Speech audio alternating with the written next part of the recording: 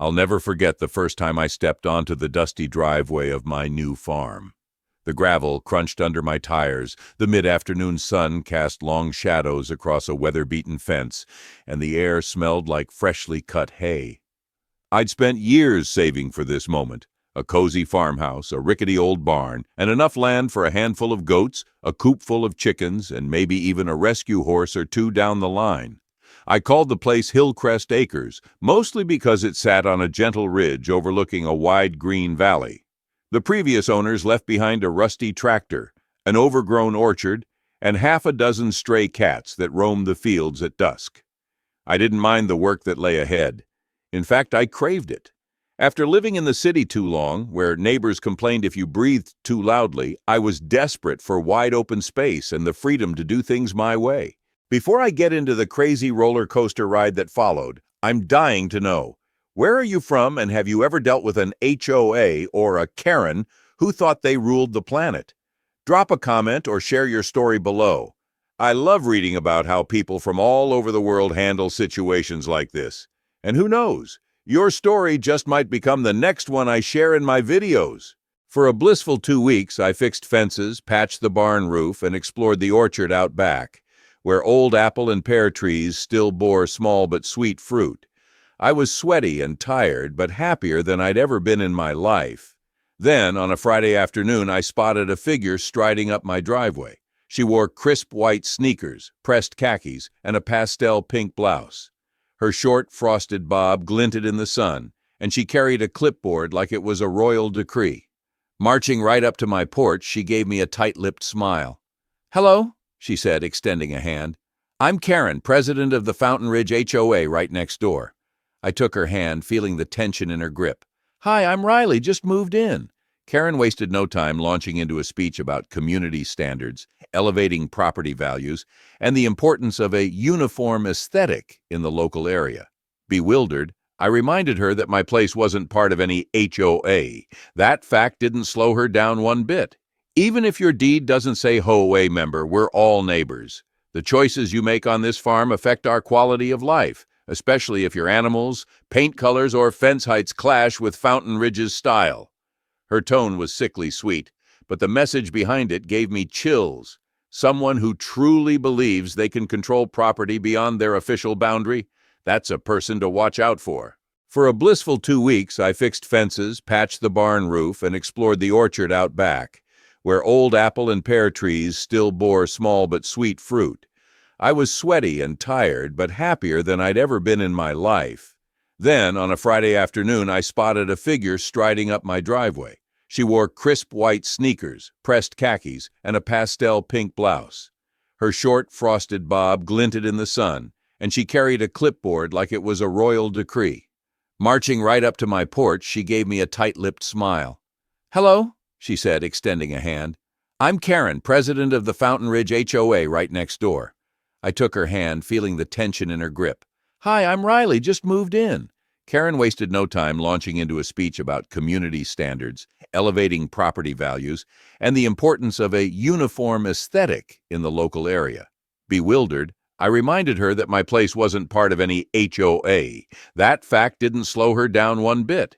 Even if your deed doesn't say HOA member, we're all neighbors. The choices you make on this farm affect our quality of life, especially if your animals, paint colors, or fence heights clash with Fountain Ridge's style. Her tone was sickly sweet, but the message behind it gave me chills.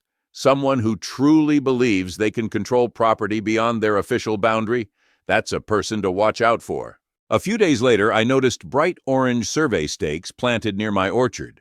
My official plat map showed the property line was a good 50 yards beyond those stakes. Suspicion flared. Was Karen or the HOA trying to mark out land that wasn't theirs? I removed the stakes, snapping pictures for evidence, and emailed the county clerk's office to confirm my boundary lines. They verified that, yes, the orchard was squarely within my property, no sign of any legitimate boundary dispute. That evening, I caught a glimpse of Karen lurking by the orchard fence, muttering something into her phone.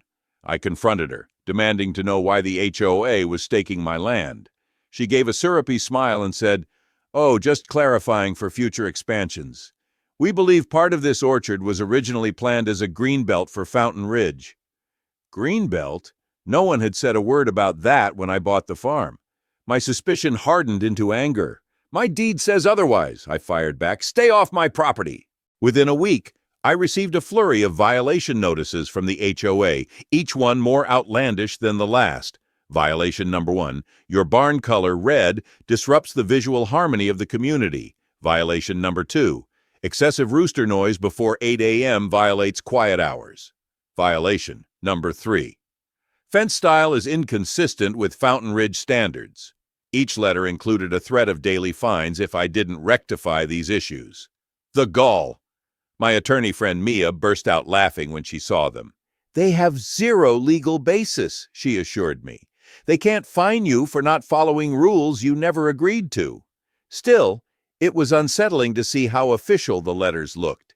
Karen used formal HOA language, making it sound like they had real power. I sent them a firm reply, reminding them that I was not under any HOA covenant. Karen didn't respond, but something told me she wasn't giving up that easily. A surprising silver lining was the support I got from some Fountain Ridge residents who were tired of Karen's iron rule. One neighbor, Becky, reached out on social media. I saw your orchard. It looks lovely. I'm so sorry if Karen's hounding you. She's done this to others in the past. Becky told me that Karen had once threatened to fine a family for having a pink flamingo lawn ornament.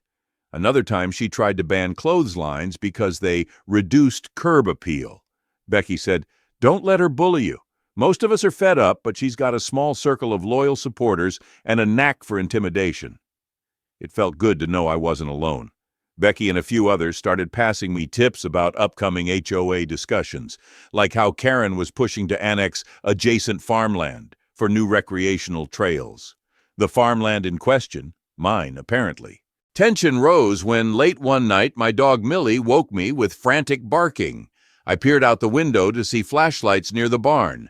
By the time I ran outside, whoever it was had fled, leaving footprints in the mud. My goats cowered in a corner, clearly spooked. I found some suspicious items scattered about, plastic ties, a measuring tape with Fountain Ridge HOA scrawled in marker on the side, and a half-buried stake. It looked like they'd been trying to mark territory or measure the barn's dimensions. If it was official business, why come under cover of darkness?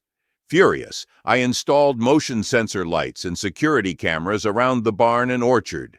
I wasn't taking any more chances. Then came the registered letter inviting me to the next Fountain Ridge HOA board meeting, stating they wanted to resolve ongoing conflicts. My attorney advised caution, but said it might be wise to hear them out. I arrived at their fancy clubhouse, gleaming tile floors, tasteful paintings of flower beds, everything immaculate. Karen presided at a long table, flanked by 4 other board members. Maybe 15 or 20 residents sat in folding chairs. Karen kicked off the meeting by projecting photos of my red barn, orchard fence, and even my goats, calling them visual disruptions that threatened the neighborhood's property values. I felt a swirl of anger and disbelief. One board member timidly suggested that perhaps they should allow me to keep a few animals under certain conditions, but Karen shut him down. "Our rules are clear," she declared. "Fountain Ridge cannot tolerate unmanaged farmland that doesn't meet our standards. If it continues, we'll have no choice but to seek annexation or legal enforcement." I stood up, voice shaking with anger, and explained that their rules did not in any way apply to me. I displayed my deed, showing I was outside their boundary. Karen looked unmoved. "That's a matter of interpretation," she said coolly. "We have documents showing the orchard might have been intended for our greenbelt." The meeting ended in a deadlock, with Karen telling me that if I didn't voluntarily comply, they'd escalate. I left with an even stronger resolve not to let these people push me around. Days later, I discovered someone had sprayed weed killer around my orchard. Several young trees had brown, withered leaves at the base. Footprints in the soft dirt led back toward the fence line. My brand new cameras captured a blurry figure in the early hours, but the angle wasn't great, and the person wore a hooded jacket. I called the sheriff, who took a report, but with no clear ID, it was hard to press charges. Still, I had enough circumstantial evidence to suspect it was connected to the HOA's campaign. Who else would sabotage an orchard in the middle of the night? My frustration boiled over. My orchard, something I'd dreamed of nurturing, was under attack, and the stress was keeping me awake at night. I even wondered if I should just sell and run. But the thought of letting Karen win made my blood boil. This was my home. My attorney, Mia, told me to record each incident in detail. Dates, times, descriptions, photos, and video clips. 1 or 2 episodes might be shrugged off, but a pattern of harassment builds a strong case, she said. I followed her advice, filling a binder with every letter, notice, footprint photo, and screenshot from my security cams. I also posted on a local Facebook group, asking if anyone else had faced harassment from the Fountain Ridge HOA. The response floored me. Dozens of people shared smaller but similar experiences. One user claimed Karen had tried to condemn a neighbor's unapproved shed. Another said Karen demanded a single father remove a basketball hoop from his driveway. A pattern of overreach was definitely there. Some neighbors jumped to Karen's defense, but most seemed tired of her tactics. One stormy evening, lightning flickered across the sky and thunder shook the window panes. I was about to head to bed when my security camera app sent an alert. Motion detected near the barn.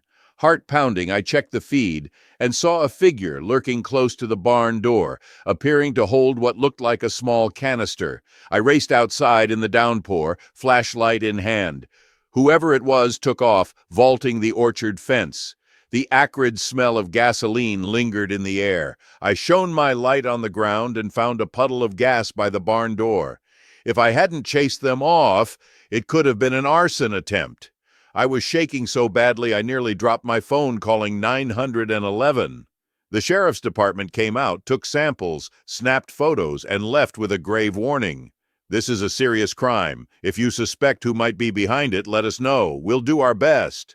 No license plate, no clear video of the suspect's face, though.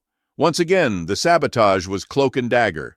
With tensions at a breaking point, salvation arrived in the form of an anonymous email. I'm on the HOA board. I have proof Karen is behind this.